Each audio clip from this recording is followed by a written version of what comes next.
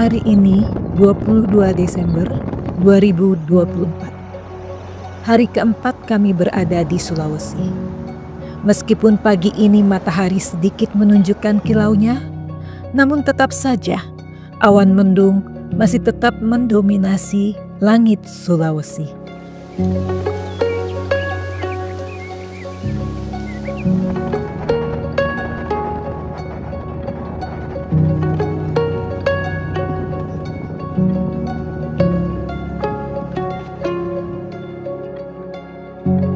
Setelah melintasi berbagai macam kota, sejak kemacetan yang melanda di awal perjalanan, kami harus rela untuk membuat berbagai macam keputusan, termasuk harus merelakan waktu istirahat kami untuk bisa melanjutkan ke perjalanan ke destinasi utama di etape pertama di Tanah Toraja.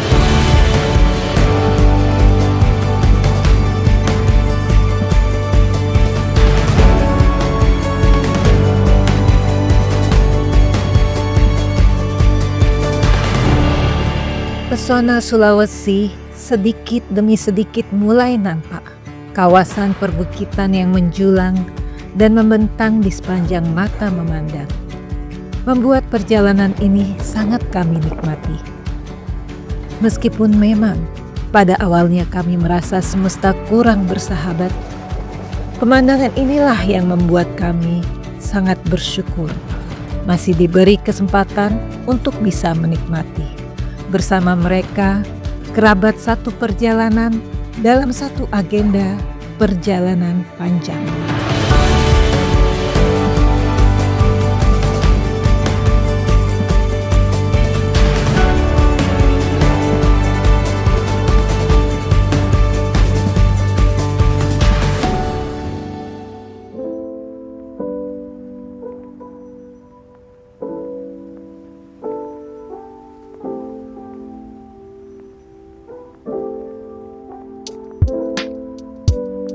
Kami beristirahat sejenak, sembari menikmati pemandangan yang elok dan sangat indah, khas perbukitan Sulawesi.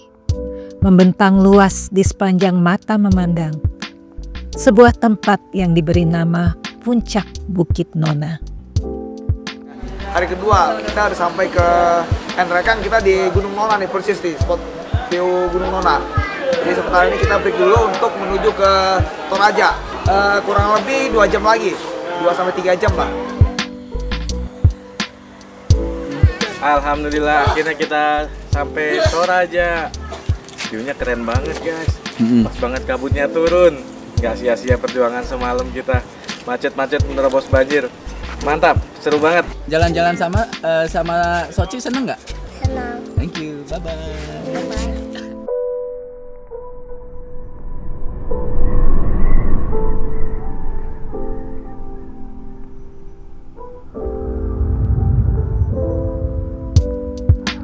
Sungguh, satu pemandangan wajib yang harus dinikmati sebelum kami melanjutkan perjalanan kembali menuju Tanah Toraja. Namun, belum jauh kami berjalan,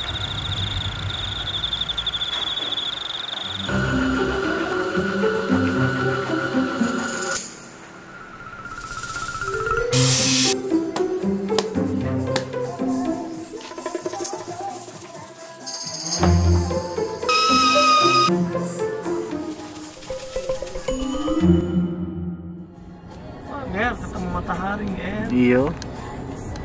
Atlas. Semoga sampai siang nggak apa-apa kita.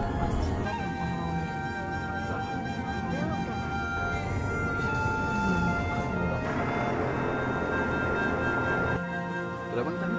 Nggak sampai 20 menit sih. perjalanan kami lanjutkan. Perjalanan yang membawa kami menuju ke sebuah desa bersejarah.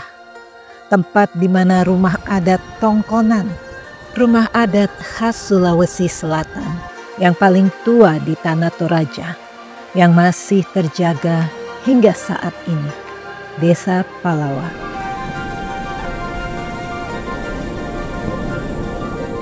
Soci baru pertama kali kesini dan Ini adalah tempat di Desa Palawa, Desa adat Palawa, salah satu desa adat tertua ya dari Toraja.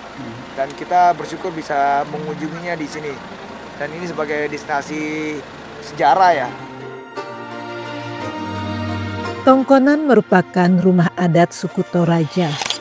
Berdiri kurang lebih sekitar tahun 1788. Kampung adat Tongkonan Palawa memiliki peran penting perjalanan sejarah bagi desa Palawa. Rumah adat ini sendiri itu bentuknya seperti rumah perahu, karena menurut kepercayaan orang Toraja, kalau nenek moyang kami orang Toraja itu datangnya dari Indochina. Jadi mereka saat meninggalkan Indochina, mereka menggunakan perahu tradisional. Saat tiba di Indonesia, mereka terbagi di 3 tempat. Satu di Sumatera, yaitu suku Batak saat ini. Satu grupnya lagi ke Dayak di Kalimantan. Dan satunya itu ke Toraja. Kami mengabadikan momen penting dalam perjalanan kami, sambil melihat keberagaman budaya yang Indonesia miliki. Begitu banyak ragam budaya dan keunikan di setiap daerah yang mampu membuat kami berdecak kagum akan keelokannya.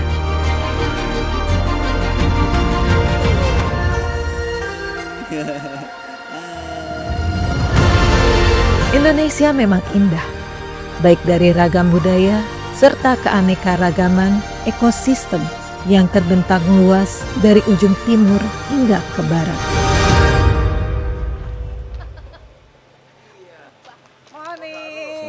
Pagi. Ini gimana? Kita siap-siap mau ngelihat negeri di awan ya. Semoga dapat. Semoga dapat dan semoga nggak terlalu berfrozen. Pagi. Halo. Mas Angger. Mau kemana? Kita ke Lolai, katanya negeri di atas awan, namanya Toraja. Oke, semoga dapat beneran. Dapat beneran. Oke, siap, hati-hati. Oke. Sampai jumpa di lokasi. Siap.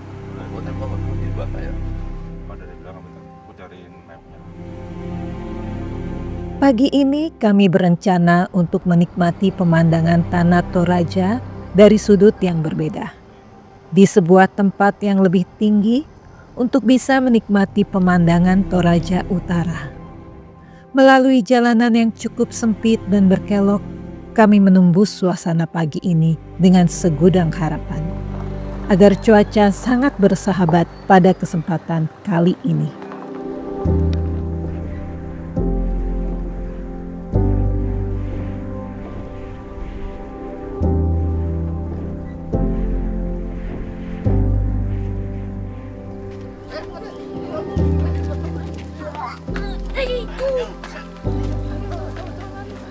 Seragam dengan tante Rini sama tante Omak.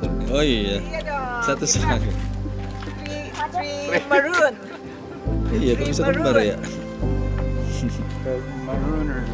Marooners. Jangan enak aja pegangan. Beautiful morning, beautiful people, beautiful scenery.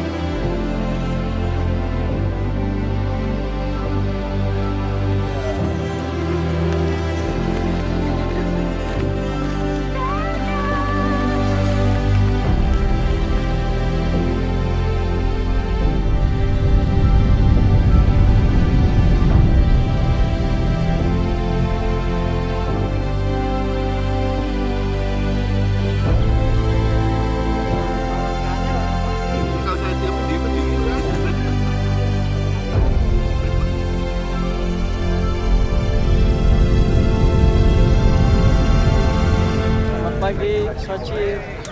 Sekarang kita lagi di Lolai, negeri di atas awannya Toraja ya. Tadi kita dari Hotel Pias Pulpis berangkat jam 4:30. Cuma sampai sini tadi sekitar jam 5 lewat ya. Tapi nggak dapet kita awannya. Jadi cerah gini aja. Jadi awannya itu butuh sedikit hujan, terus dia nggak terlalu angin nggak terlalu kencang. Nah di sini anginnya kencang, cerah. Jadi awannya itu nggak begitu kelihatan, jadi nggak ngumpul ini. Biasanya sih ngumpul sampai di bawah kita ini kotaran tembau. Itu di depan kita itu kotaran tembau atau apa nggak kelihatan.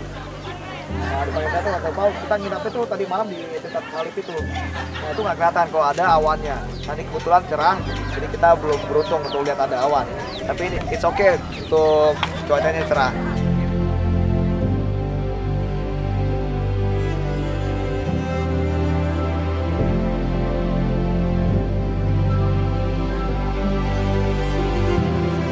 Meskipun tidak sesuai ekspektasi kami, namun keindahan ini masih layak untuk dinikmati.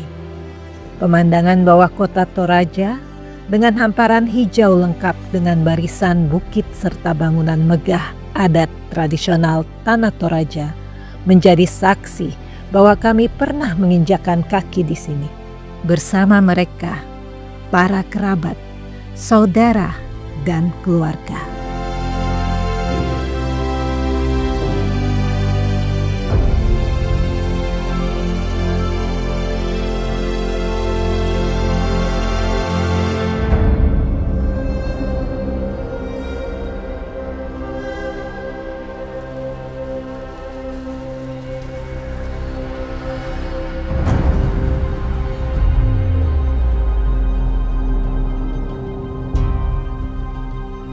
Keindahan pemandangan dan budaya yang ditawarkan pulau ini sangat menarik untuk dieksplorasi. Sesuai dengan tajuk yang selalu kami bawa, bahwa selain ingin mendapatkan pengalaman perjalanan yang luar biasa, kami juga berkesempatan untuk bisa lebih dekat mengenal kebudayaan daerah yang terkandung di dalamnya, termasuk mengunjungi kawasan wisata unik lengkap dengan area pemakaman yang belum pernah kami lihat sebelumnya.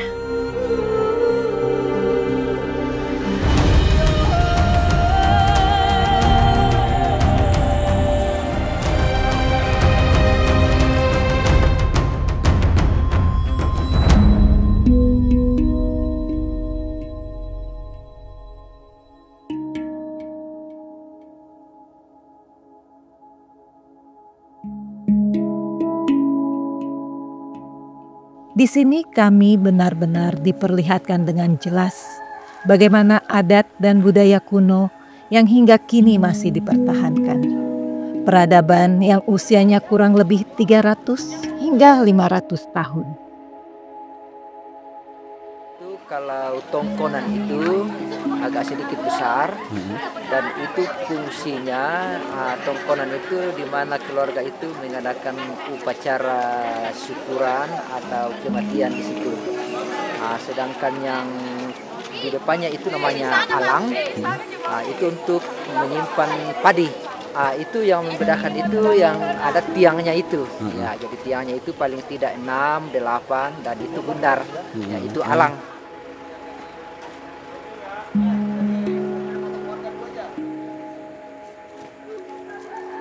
Kalau di depannya itu kalau ada tanduk kerbau itu karena sudah beberapa kali keluarga mengadakan upacara kematian ya.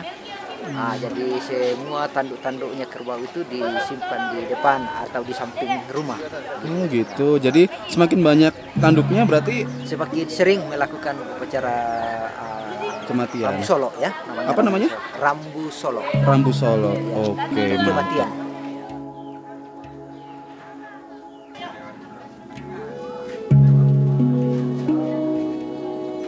Kok ada gigi kerbau? Ya. Kalau gigi itu apa? Rahang. Oh, rahang. Artinya apa? Rahang. Karena itu adalah keluarga yang paling terpenting di kampung ini. Makanya setiap ada upacara kematian di lokasi kampung ini dikasih kepala kerbau. Oh gitu. Jadi rahangnya itu disimpan. Yang rahangnya itu ya berarti semakin sudah banyak kali mendapatkan kepala kerbau dari gitu. keluarga yang ada di kampung-kampung ini. Bukan semakin dihormati ya, bukan. Ya semakin ya. Oh, berarti semakin banyak rahangnya, berarti semakin dihormati ya.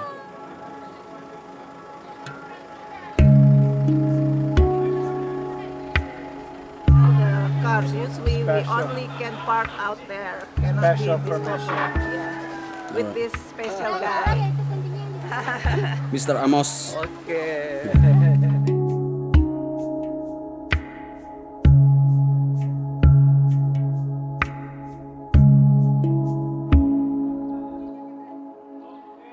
Ini tadi udah foto mobil masuk dalam. Ada souvenir, ada tempat objek wisata di dalam PT Kesu. Kita boleh Oke. dulu. Sip. Tante Mer. Ini mau ngapain? Mau kemana? Katanya mau lihat mayat. Iya. Mau lihat tengkorak. Tengkorak atau mayat? Tengkorak. Oh, tengkorak ya? Aku nggak jadi. Kita ini kan habis dari Takesu ya. Takesu lagi. Keteksu. Sorry, Iya, iya. lupa spellingnya. Oke. Ibu Rini Takut? not interested. Not interested to mommy. Where we going? Now lihat. What are we gonna see? Maybe something in there. Something. There is something in there. Something we cannot see. Yeah, absolutely yes. Have you ever seen before? Have I ever seen it before? No.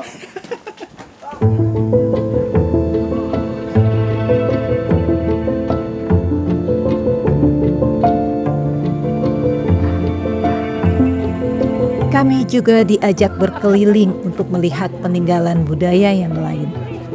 Sebuah situs pemakaman kuno yang diperkirakan usianya sudah lebih dari 500 tahun.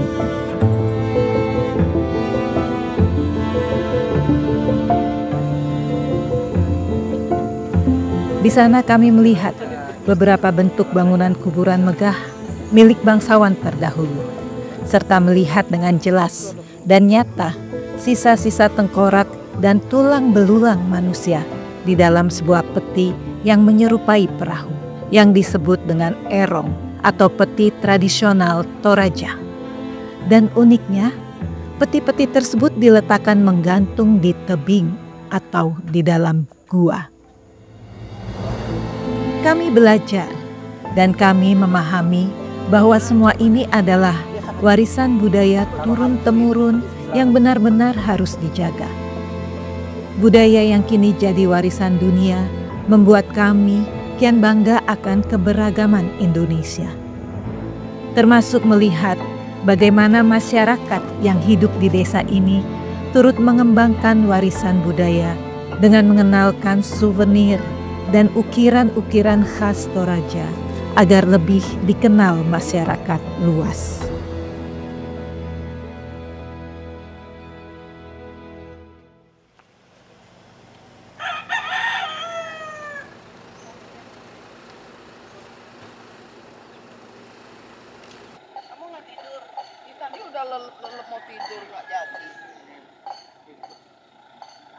Halo. Itu alasannya kenapa orang Toraja diletakkan di atas Tapi tebing. sekarang sudah tidak ya? Kebanyakan sekarang mereka cari yang gampang-gampang seperti yang kita rumah lihat tadi, di yang rumah KTKS tadi. tadi ya. Tapi masih ada perhiasan yang dipakai masuk juga? Masih. Masih ada yang dimasukkan ke tebing. Masih. Ini masih dipakai. Masih. Oh, ini masih dipakai juga?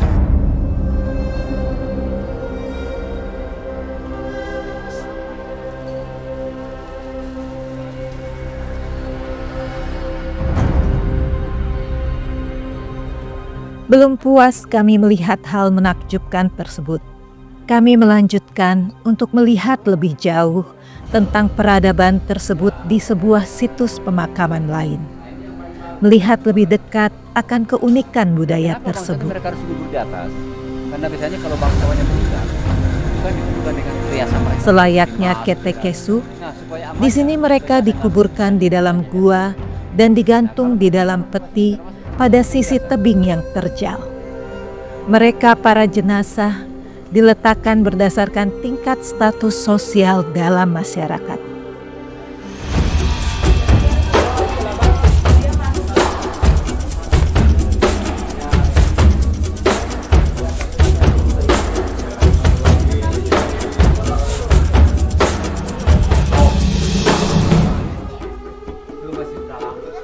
Di dalam gua, kami melihat begitu banyak sisa-sisa tulang belulang manusia. Dan ternyata di antaranya terdapat jenazah yang baru saja dimakamkan belum lama ini. Secara usia belum genap 1 tahun. Unik, seru, namun juga membuat kami sedikit merinding. Dan inilah adat istiadat yang masih terus dipertahankan di Panah Toraja.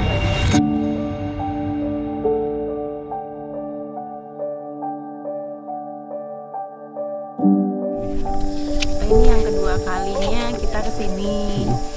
Lihat, sekarang bawa anak-anak, ada Selim Kelvin supaya mereka bisa lebih tahu ya.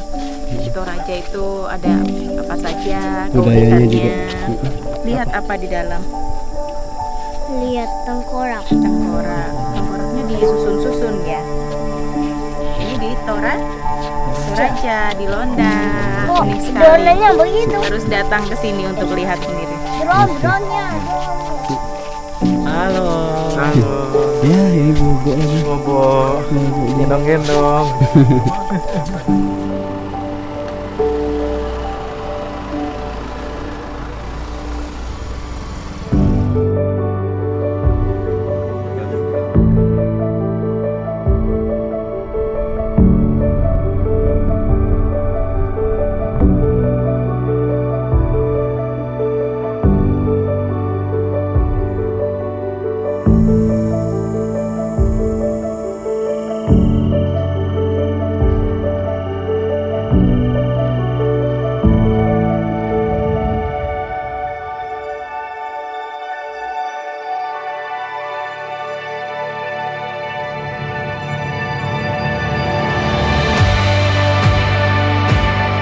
Benar-benar menikmati semua pengalaman ini. Semua pengalaman yang membuat kami lebih dekat untuk bisa memahami bagaimana ragam budaya yang ada di Indonesia.